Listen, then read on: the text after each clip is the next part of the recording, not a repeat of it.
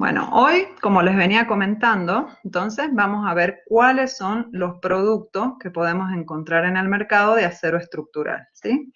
Que son todos aquellos que sirven para construir estructuras metálicas. Acá como ejemplo en la foto, yo les he puesto un edificio que está hecho todo de estructura metálica, como pueden ver, son distintos perfiles. La estructura está a la vista, podríamos decir, hasta que es parte de la arquitectura del edificio. Fíjense que son todos perfiles laminados, ahora ya vamos a ver, viendo cuáles son los perfiles laminados. Y es un hotel en Barcelona, ¿sí? Es muy bonito, por eso se los puse, y es un tipo de estructura que no es muy común ver en nuestro medio. Es más, no sé si hay algún edificio de estructura metálica en nuestro medio. Lo que sí se ve mucho, como estuvimos hablando recién, son naves industriales o tinglados, digámoslo así, donde se desarrollan actividades de la industria, ¿sí? En estos edificios hay que salvar grandes luces y, y se hacen normalmente con estructuras metálicas, ¿sí? Bueno. Ustedes ya estuvieron viendo algo con el ingeniero Héctor Astorga acerca de qué es el acero, ¿sí? Todas estas estructuras metálicas las vamos, para todos los elementos estructurales se usa acero, ¿sí? Ustedes ya estuvieron viendo cómo está compuesto, cuáles son sus propiedades. No sé si alguien me puede comentar algo al respecto o cómo se hace la fabricación del acero. ¿Alguien me puede comentar algo?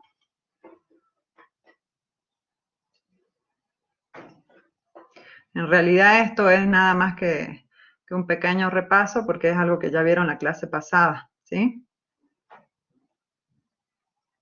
Básicamente, ¿por qué está formado el acero?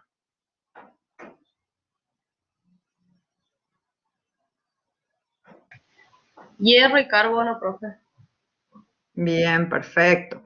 Según la cantidad de carbono, entonces podemos, en su gran mayoría, ¿no? También puede tener algunos otros elementos, pero según la cantidad de carbono que tenemos, también le vamos definiendo las distintas propiedades, ¿sí?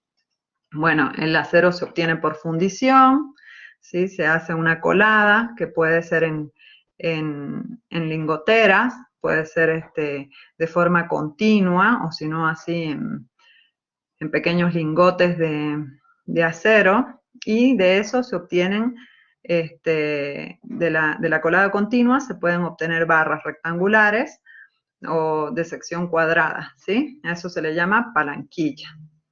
Una vez que tenemos el acero así, lo que vamos a hacer es darle forma, ¿sí? Para darle forma, lo que se hace es someterlo a un proceso de laminación. ¿Qué es lo que se hace? Se pasa, digamos, las barras de acero rectangulares por rodillos. Ah, cierto que me había olvidado que tengo que usar el puntero, si no ustedes no lo ven. Por rodillos que tienen una separación que es menor que el espesor de la pieza que se está laminando, ¿sí? Entonces, se lo pasa varias veces, cada vez con separaciones menores, hasta que se le dé el espesor que se quiere y también se le va dando la forma, ¿sí? Así es más o menos, de forma esquemática, el proceso de laminación continua del acero. Bueno, eso le podemos hacer distintos tratamientos térmicos para mejorar sus propiedades. Ya han debido estar viendo algo de las propiedades del acero. Para determinar las propiedades del acero, lo que se hace es un ensayo de tracción. También ya deben tener conocimiento al respecto. El ensayo de tracción corresponde en someter una barra de acero a un esfuerzo de tracción, ¿sí? Durante el ensayo se va midiendo la carga que se le aplica y la deformación, ¿sí? La deformación que vamos teniendo. Y en función de eso, obtenemos un diagrama de tensión-deformación. El acero dúctil tiene una forma más o menos similar a esta que tenemos acá, ¿sí? Un comportamiento como este, es decir, tiene un comportamiento elástico al principio, hasta el límite de proporcionalidad. Después tiene esta separación que hay entre el límite de proporcionalidad y el de fluencia, depende de las tensiones residuales que tenemos en el acero. Acá está bastante exagerada, generalmente están más juntitos esos puntos.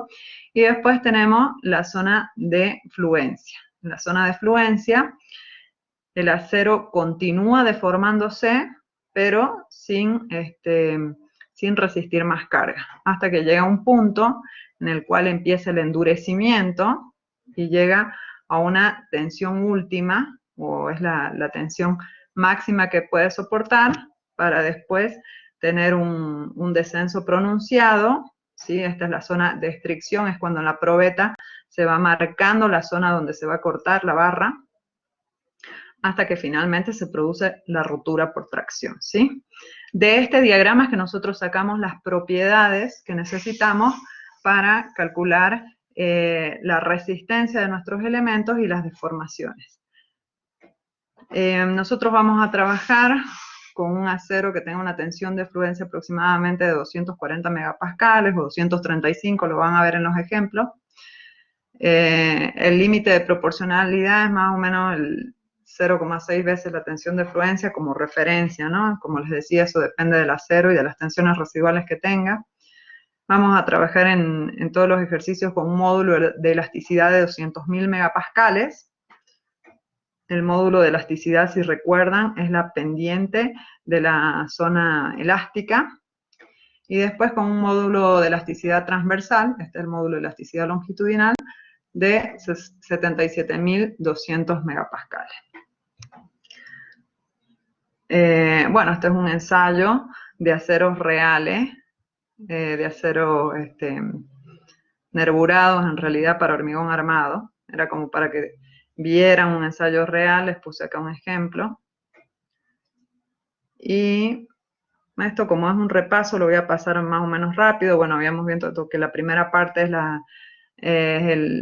el rango elástico, y a partir de que llegamos al límite de proporcionalidad de tensiones y deformaciones, o sea, hasta acá se cumple la ley de Hooke, vamos a tener un rango inelástico, ¿sí? Esto todo lo han debido ver más o menos con el ingeniero Astorga. Y a mí lo que me interesa es que tengamos claro que nosotros vamos a trabajar en esta zona, ¿sí? Vamos a trabajar en esta zona, es decir, que vamos a trabajar como máximo con tensiones de fluencia, que habíamos dicho de 235, 240 megapascales, y una deformación máxima de 6 a 7 veces la deformación por fluencia, ¿sí? Que es donde empieza el plafón. Eso es lo que se acepta en zonas de alta sismicidad. O sea que nunca vamos a trabajar con tensiones mayores a la tensión de fluencia, ¿sí? Bien. Todo esto lo voy pasando más o menos porque ustedes ya lo han visto con el ingeniero. Y ahora sí, vamos a ir directamente a concentrarnos en cuáles son los productos de acero estructural, ¿sí?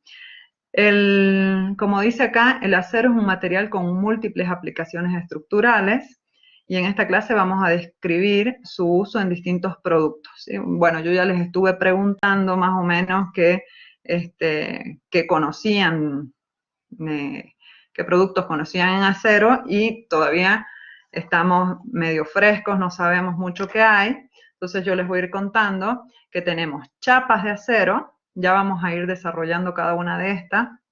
Chapas de acero, perfiles laminados, eso sí los conocían, al menos algunos de sus compañeros. Tubos estructurales, perfiles conformados en frío y perfiles soldados y barra. Acá les puse como ejemplo, además de naves industriales, podemos tener puentes, eso sí, podemos ver muchos puentes en la zona, sobre todo puentes del ferrocarril que quedaron, ya no son muy comunes, pero quedan todavía muchos puentes de ferrocarril y algunos edificios hechos todos con estructura metálica, que eso sí se ve más comúnmente en otros países. Bueno, vamos entonces a ver cada uno de estos productos estructurales. Todo esto ustedes lo van a tener que tener en cuenta cuando vayan desarrollando su práctico para saber qué es lo que pueden usar. Primero vamos a ver qué son las chapas, ¿sí?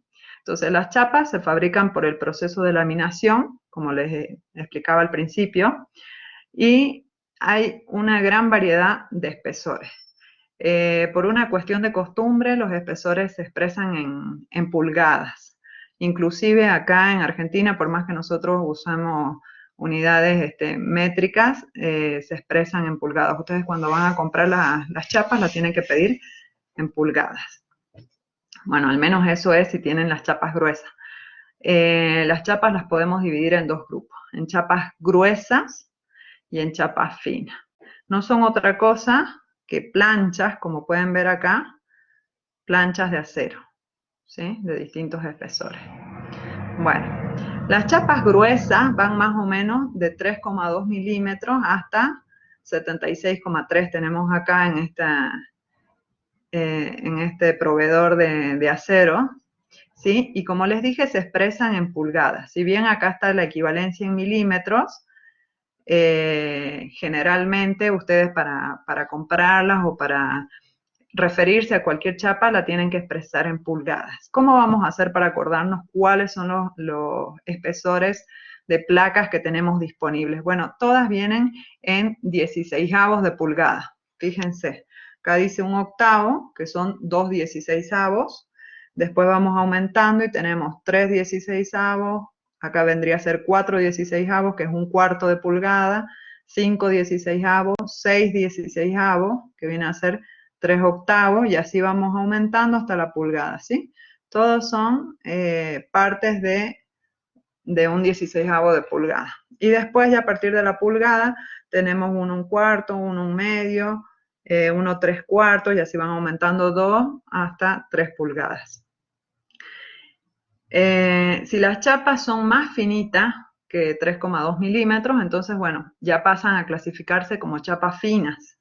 Las chapas finas ya no se las designa o se las identifica por su espesor, como es el caso de las chapas gruesas, sino que por el número de calibre. Acá tienen el número de calibre y fíjense que a medida que el calibre va aumentando, el espesor de la chapa va disminuyendo, ¿sí? Entonces, por ejemplo, un calibre 10 tiene 3,4 milímetros y un calibre 30 tiene 0,3 milímetros, ¿sí? Bueno, eso más o menos lo tienen que ver en una tabla, ¿sí? Para saber a qué espesor corresponde cada calibre. ¿Qué hacemos con las chapas? ¿Para qué las usamos? Bueno, las chapas gruesas las podemos usar como complemento en distintas partes estructurales. Fíjense acá, esta foto es, no sé si alguien reconoce, es del aeropuerto acá en Salta. Ustedes cuando suben las escaleras mecánicas a mano derecha tienen todo un reticulado metálico y ahí tenemos el encuentro en un nudo de 2 diagonales y un montante. Acá está el cordón inferior y todo esto se vincula a través, fíjense, de una chapa de vinculación, ¿sí? Y estos que tenemos acá son pernos. Entonces, cada una de estas partes llega a la chapa de nudo, que se llama, y se une a través de pernos. También se pueden usar como cartela, fíjense acá en el caso de fundaciones o de bases metálicas, los podemos usar como cartela. Esto es para rigidizar la columna o rigidizar la placa base, que es esta placa que tenemos acá abajo.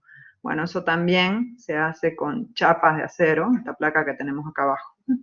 Y acá casi todo el nudo, fíjense que esta es una unión articulada, está resuelta con chapas, ¿sí? Las chapas se van cortando, se le van dando forma y se van soldando para ir fabricando las piezas estructurales que necesitemos.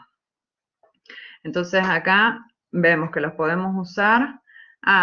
Otro uso que me olvidaba, como nosotros las podemos cortar y darle formas, también podemos formar perfiles laminados, o sea, podemos formar vigas o columnas armadas También podemos usarla como elementos de refuerzo, placas de continuidad, rigidizadores, acá como les explicaba, rigidizadores, especialmente en conexiones y vínculos, como acá les mostraba en todos estos ejemplos.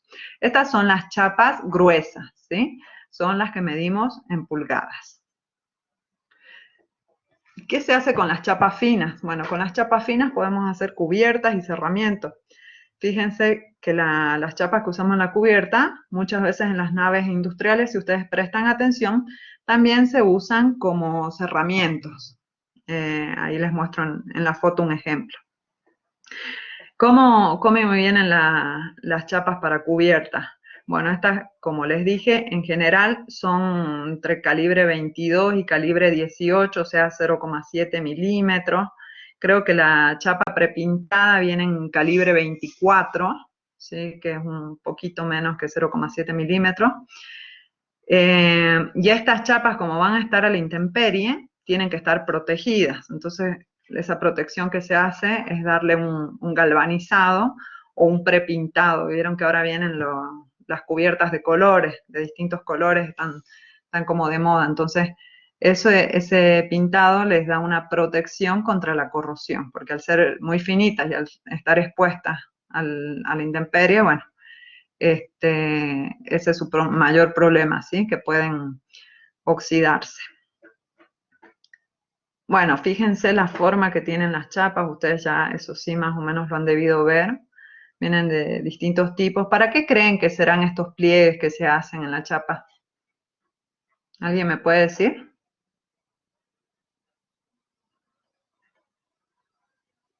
¿Alguien se anima?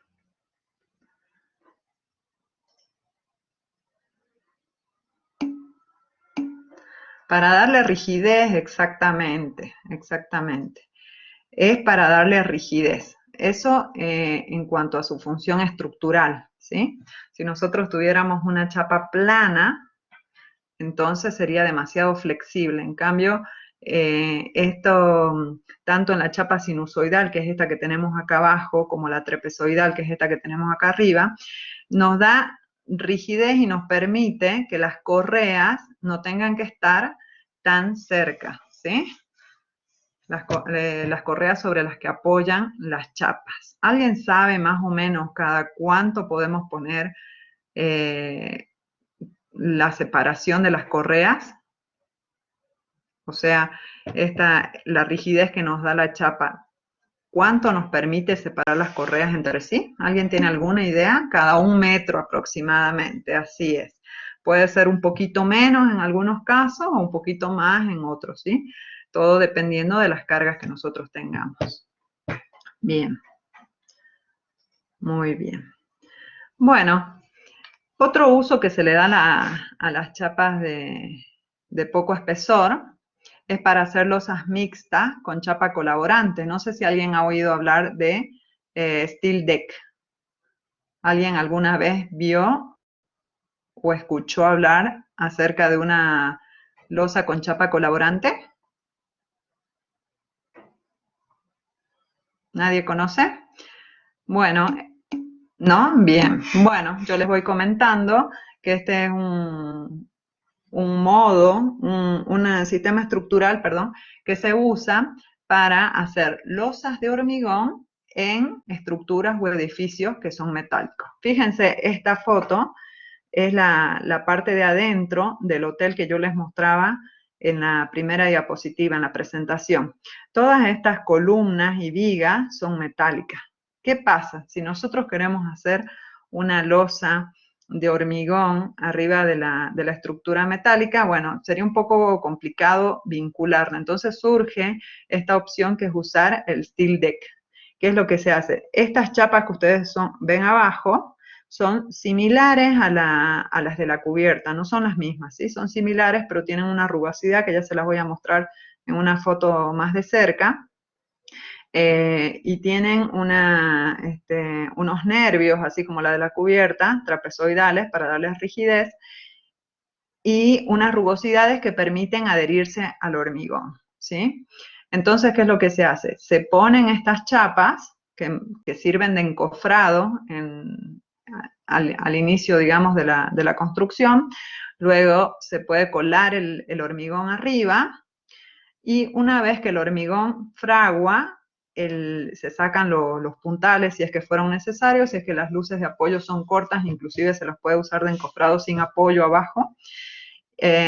Y después, una vez que ya adquiere resistencia el hormigón, estas chapas empiezan a funcionar como armadura inferior, ¿sí? Entonces resisten los momentos positivos, digamos, de la losa. Veamos acá en una foto que tenemos un poquito más de cerca, un gráfico. Entonces acá tenemos, por ejemplo, la viga metálica, fíjense, cómo hacemos para conectar esta losa con esa viga metálica. Entonces lo que se hace es poner estos conectores de corte, que son pernos que están soldados a la viga de abajo y que atraviesan la placa, ¿sí? Arriba va la placa, no sé si alcanzan a ver ahí que tiene algunas rugosidades que sirven para adherirse al hormigón. Y arriba de esto se hace el colado de hormigón con una armadura de repartición, porque la armadura de repartición es para evitar la fisuración del hormigón, así que eso hay que ponerlo de todas formas. Y una vez que fragua, entonces el conjunto empieza a trabajar como si fuera una losa armada, ¿sí? ¿Para qué sirven estos conectores de corte? Precisamente a través de ellos se va a transmitir por corte los esfuerzos que pueda tener la losa, ¿sí? Entonces, ya de esa forma queda vinculada la losa con la viga metálica, ¿sí? Bueno, ahí les he puesto chapa plegada con conformación superficial y armadura de repartición. Bueno, hasta ahí es todo lo que necesitan saber de chapas. Ahora vamos a hablar un poquito de los perfiles laminados. Los perfiles laminados entonces son barras de acero industrializadas, se fabrican en secciones transversales diversas para optimizar ciertos parámetros mecánicos. O sea, nosotros les damos la forma determinada que nos sirve para que trabajen mejor a flexión, para que trabajen mejor a compresión o según sea el caso. ¿Cómo lo fabricamos? Por laminación, como les había explicado anteriormente. Y una de las principales ventajas de esto es que son perfiles estandarizados, ¿sí? Esto quiere decir que, que ustedes los van a encontrar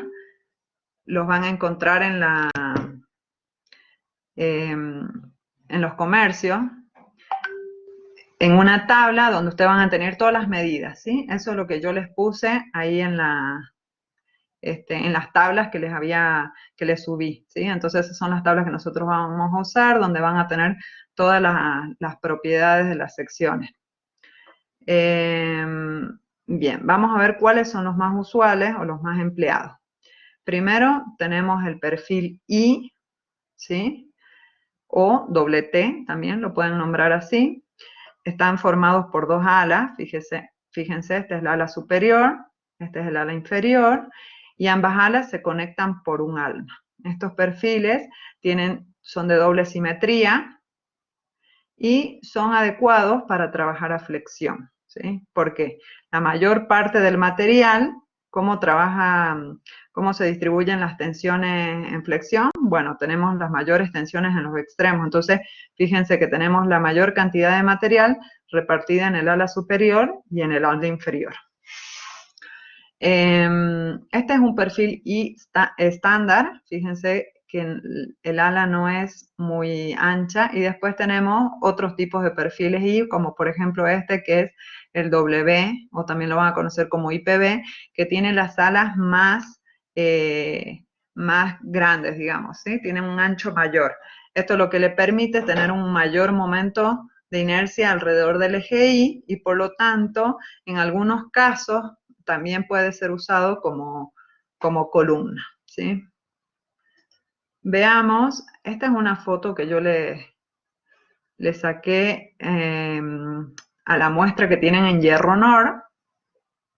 Fíjense, ahí tienen distintos perfiles I. Estos son los más fáciles de conseguir, son los perfiles normales I, La designación que nosotros entonces a la que nos vamos a referir es como IPN, que quiere decir perfil normal I, y 80, que se refiere a la altura que tiene el perfil, ¿sí? Desde el extremo del ala superior hasta el extremo del ala inferior. Y van variando más o menos, esto es en milímetros, y van variando de 20 en 20. Entonces tenemos IPN 80, IPN 100, IPN 120, IPN 140, y así van siguiendo más o menos hasta IPN 500, ¿sí? Los otros perfiles I, fíjense lo que avisan ahí en Hierro Nor, que tanto los W como los IP o los HEB, que todos cambian en cuanto a la relación entre el ancho del alma y la altura, perdón, del ancho del ala y la altura del alma, ¿sí? Todos esos solamente se pueden conseguir por pedido, no son muy comunes. Después tenemos el perfil canal o C o U, ¿sí? Estos están formados también por dos alas en los extremos y unidas por un alma. Este perfil solamente tiene un eje de simetría y al igual que el perfil I, sirve para trabajar a flexión. Por supuesto que flexión alrededor del eje de mayor inercia, que es el eje X. Lo mismo pasa con el perfil I. Estos son algunos de los perfiles U que pueden encontrar en el catálogo de Hierro Nor. Estos están puestos en esa forma, pero no es la forma más eficiente en la que trabajan a flexión, ¿no es cierto? Solamente es la muestra. Y la designación es como UPN, que significa perfil normal U, y también se designa por la altura. La altura entre del extremo del ala superior al extremo del ala inferior, que sería desde acá hasta acá, ¿no? Entonces este es UPN 80, UPN 100, UPN 120 y 140. Y así siguiendo hasta 300. Después tenemos el perfil ángulo o L. Estos perfiles no tienen eje de, o sea, los que son de alas iguales tienen un eje de simetría, que es el eje 1. Estos son los más comunes, y los de ala diferente ya no son tan comunes, ¿sí? ¿Para qué usamos los perfiles L? Generalmente los usamos en reticulados, en vigas metálicos o para hacer secciones armadas.